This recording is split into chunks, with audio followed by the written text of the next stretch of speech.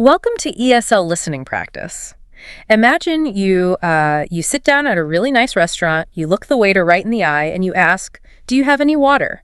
Right, which sounds like a perfectly normal thing to say, right? Exactly. It sounds like a perfectly normal question. But, well, to a native English speaker, you actually just accidentally implied that their restaurant might not even have running water. Yeah, it's almost a little insulting, honestly. It really is. So today, we are going to solve a very, very common problem for English learners.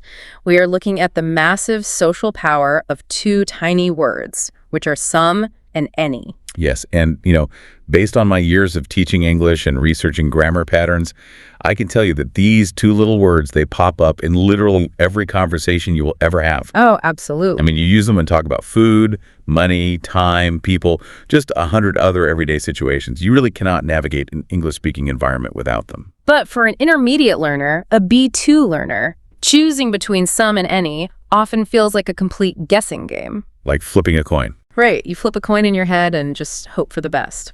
So today, our mission is to remove that guesswork entirely.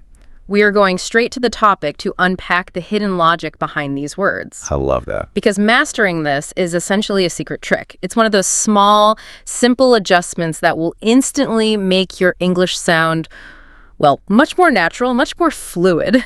So let's start with the most basic reality, right? Like when we actually have something. When something exists. That is the foundation, yes. So the first major rule we teach is this. We usually use some in positive sentences. Positive sentences. Got it. Right. You use it when you are talking about an unspecified amount or, an unspecified number of things.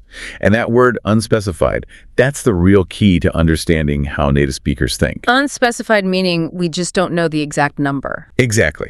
We use some when we know a thing exists, but we just don't need to know exactly how many or how much. I have noticed that adult learners, they often hate the idea of an unspecified amount. Oh, they despise it. Right. Because they learn their numbers and they want to use them. They want to prove they can count in English. But I like to explain the word some by comparing it to a blurred photograph. A blurred photograph. Yeah. That is a really interesting way to picture it. How does that work in a sentence? Well, imagine you were looking at a photograph of a big crowd of people, but the camera was out of focus. Okay. The image is blurred. You know there are definitely people in the photo. You can see their shapes, right? You see the outlines. Exactly. But because it is blurred, you cannot count the exact number of heads. And that is what some does in a sentence.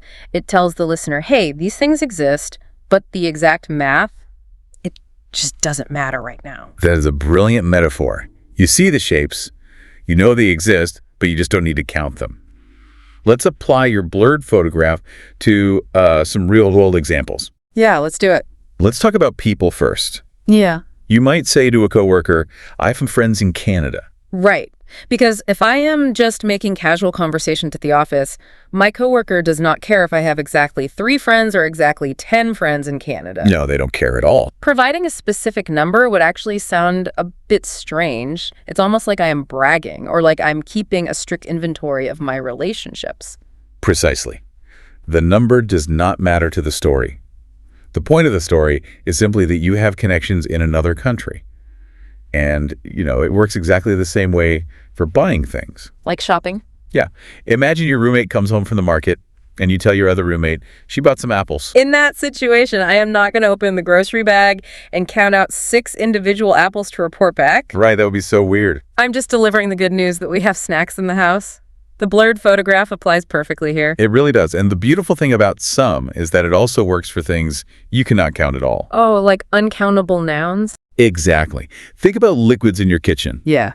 You would open the refrigerator and say, there's some milk in the fridge. Right, because I am not measuring the milk in liters or ounces. I am not standing there saying there are exactly 400 milliliters of milk remaining. And that would sound completely robotic. Totally. Yeah. I am just letting you know that you can make a cup of coffee. Yes.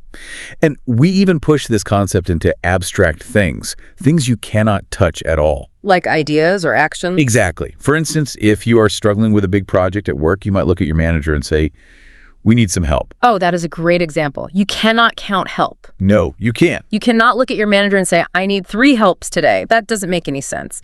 You just need an unspecified amount of assistance to get the job done. So in all of these positive statements, having friends, buying apples, having milk, needing help acts as a placeholder. It confirms that the thing exists without forcing you to do unnecessary math. Okay, so we have established that some highlights existence. It is our blurred photograph.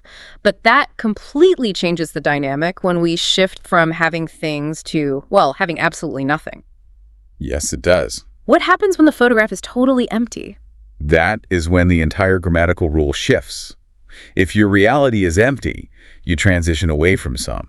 We switch to using any in negative sentences. Negative sentences, okay. So the exact opposite of our positive sum rule. Yes, exactly. And there is a very clear mechanical pattern here that intermediate learners can just memorize. Oh, we love a pattern we can memorize. Right. If you look closely at negative English sentences, the word any almost always follows specific negative words. These are the trigger words you need to train your ear to catch. Trigger words like what? Words like don't, doesn't, didn't, isn't, aren't, and can't. Okay, looking at that list, those are all contractions that contain the word not. Yes, exactly. Whenever you use those specific negative words, any is going to naturally follow them to complete the thought. Let's walk through an everyday scenario. Okay. You are standing at a cash register, you reach into your pocket, and it is completely empty. You look at the cashier and say, I don't have any money. So the negative trigger word is don't, and any naturally slides in right after it. I don't have any money. Right. Or let's say you go back to the kitchen to make that coffee we talked about earlier, but you look inside the pot and it is bone dry. You say, there isn't any coffee left. Here, the negative trigger isn't immediately followed by any. Yep. And it works for knowledge and information, too. Imagine someone trying to navigate a trip to Madrid without studying at all. You'd say, she doesn't know any Spanish words. So she is starting from absolute scratch, like zero vocabulary. Exactly. Zero. And it works for past events, too. If a massive corporate project launched smoothly, the manager might report, we didn't see any problems. Okay, so the mechanical rule makes perfect sense. Negative verb contraction plus any. Any is the only word that perfectly matches the emptiness of the zero. It agrees with the negative word. When you use any with don't, doesn't, or didn't, you are perfectly matching your grammar to the reality of an empty situation. So we know how to declare our own reality, right? We use some for the things we have and any for the total zero of the things we lack. But that zero state completely changes the dynamic when we shift from talking about ourselves to interacting with someone else. It does. How do we ask other people for information? This is where the rules move away from just being about textbook grammar, and they become about social navigation. Social navigation, I like that. Yeah, because when it comes to asking questions, there is a general rule, and then there's a very important, very polite exception. Okay, let's tackle the general rule first. What do we do in just a standard question? The general rule is that we use any in most questions. We do this because the speaker genuinely does not know the answer. They are completely in the dark. I actually like to explain this to my students using a flashlight metaphor. A flashlight? Oh, walk me through that. So imagine you are standing in a pitch black room holding a flashlight. You are searching in the dark for information you do not have. You shine the light around and ask, do you have any brothers or sisters? You are just checking the room to see if siblings even exist in this person's life. The answer could be 0, or it could be 5. You have no idea. That is a perfect visualization. You are legitimately collecting data. Let's look at a few more flashlight questions. Okay. Say you open a friend's refrigerator and ask, is there any juice? Because you're asking, since you cannot see all the way to the back of the shelf, you are searching for facts. Exactly. Or checking on a roommate's errands. You say, did you buy any bread? Or stepping out of a hotel in a new city, asking the concierge, are there any good restaurants nearby? In all of those examples, the intent is purely investigative. I do not know the answer. I am truly asking for new information. Yes, and that is the general rule. But human conversations are not just cold data collection. We do not just investigate each other like detectives all the time. No, thankfully we don't. Right. Sometimes we want to build a relationship. We want to be warm. We want to offer things to our friends or ask for things kindly. And that brings us to the polite exception. The polite exception. This is where intermediate learners can really level up and start sounding like true native speakers. It absolutely is. Even in questions, we frequently abandon anyone and switch back to some. Really, just completely drop the rule. Yes. We do this specifically when we are offering something to someone or when we are asking for something politely. We make this switch when we already expect the answer to be yes. or when we already know the object exists. Ah, so we drop the flashlight completely. If any is a flashlight searching in the dark, then some in a question is like, well, it's like handing a friend a gift. A gift. I love that. Yeah, you aren't searching anymore. You are holding the gift out to them or politely asking them to hand the gift to you. That is exactly it. Let's look at how this changes everyday interactions. Imagine you have a guest sitting in your living room. You would not shine a flashlight in their face and ask, "Do you want any tea?" That sounds like an interrogation. It does. You would hold out the gift and say, "Would you like some tea?" Would you like some tea? Yes, the tone completely shifts. It sounds so much warmer and more inviting. It really does. Or let's say you are sitting down with a wise mentor. You would not ask, "Could you give me any advice?" That implies they might not have any wisdom at all. Like you're doubting them. Exactly. Instead, you use the polite expectation. "Could you give me some advice?" Because you already know they have the advice to give. You expect a positive response. Oh, let's go back to that restaurant scenario I mentioned at the very beginning of the show. Oh, yes. We asked the waiter, "Do you have any water?" Right. And as we established, using any means, you are searching in the dark for information. Exactly. So if you ask a waiter, "Do you have any water?"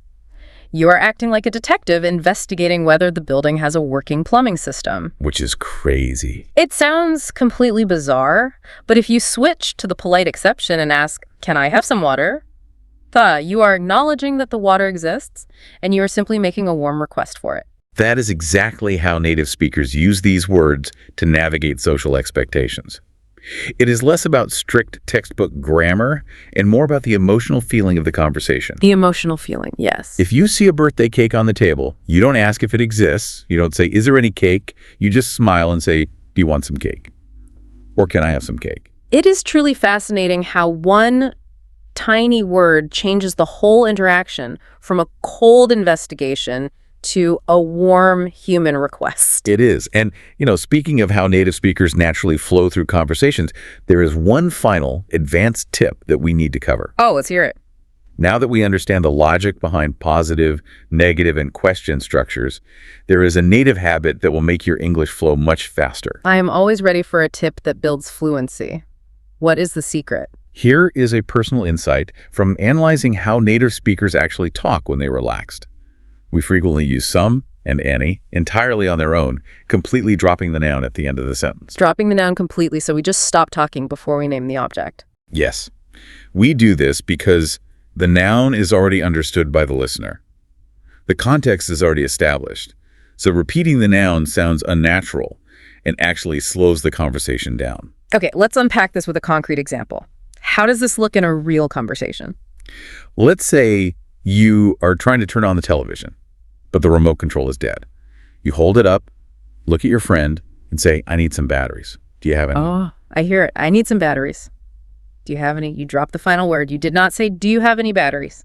at the end. Exactly. Yeah. I just stopped at any. The word batteries is already active in the listener's mind. Repeating it is just unnecessary. Yeah. Or let's look at offering a gift. You come home to the bakery and say, "I bought some cookies. Would you like some?" I bought some cookies. Would you like some? Again, you just stop right there. Right.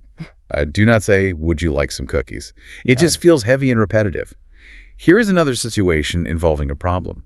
We don't have any chairs, but we can borrow some. Because we already know we are talking about chairs, so we trust the listener to keep up. Exactly. And one more, slightly longer example. I didn't buy any strawberries because they didn't have any. I didn't buy any strawberries because they didn't have any. That flows incredibly well. I observe a lot of intermediate learners struggling with this specific concept because they are driven by a fear of making mistakes. Fear of making mistakes. How does that connect to dropping the noun? Well, B2 learners try really hard to be grammatically perfect. They do. They want to prove to the native speaker that they know all the vocabulary words, so they end up over-explaining everything. They will say, "I need some batteries. Do you have any batteries?" Or, "We don't have any chairs, but we can borrow some chairs." Ah, I see. And while they are technically obeying the rules of grammar, the result sounds incredibly stiff. It sounds like they are reading from a textbook. I completely agree. It sounds robotic. Fluency is not about using the maximum number of words possible.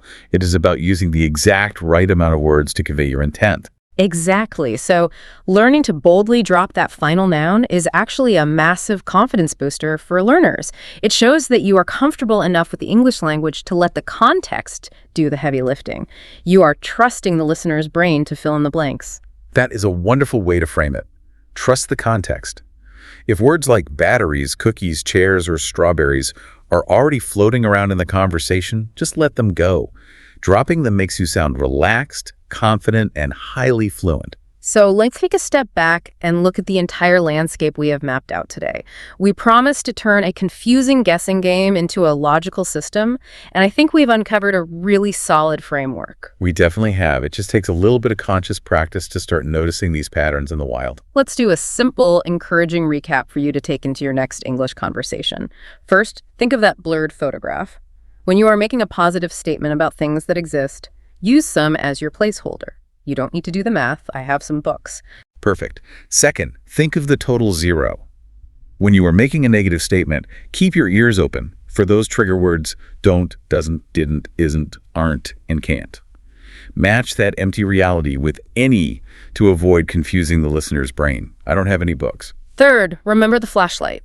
When you are genuinely in the dark, searching for information you do not have, investigate with any. Do you have any books? But do not forget the gift. If you are being a polite host offering tea, or a customer warmly asking a waiter for water, switch back to some because you already expect a yes. Would you like some coffee? And finally, have the confidence to drop the noun at the end of a sentence if the context is already clear. I have coffee. Would you like some? You do not need to over-explain to be perfectly understood. Internalizing the logic behind some and any truly will transform the way you interact in English. It really removes the hesitation. It is a total game changer for conversational flow. So before we wrap up today's lesson, do you have a final thought or maybe an exercise for the listener to take with them? I do.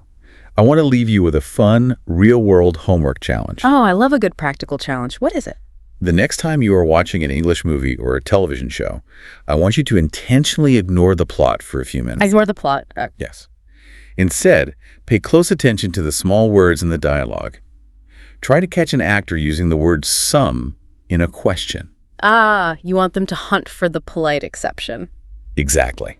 When you hear a character ask a question using some, I want you to pause and analyze the scene. Ask yourself, what is the social dynamic here? Are they being warmly polite to a friend, or are they confidently expecting a yes from a stranger? You'll be surprised at how much this one simple rule controls the way native English speakers navigate their relationships and establish tone. That is brilliant advice. It basically turns every movie you watch into a masterclass on social navigation. Think about that the next time you hear someone offering a gift instead of shining a flashlight in the dark. Keep listening, keep practicing, and trust your context.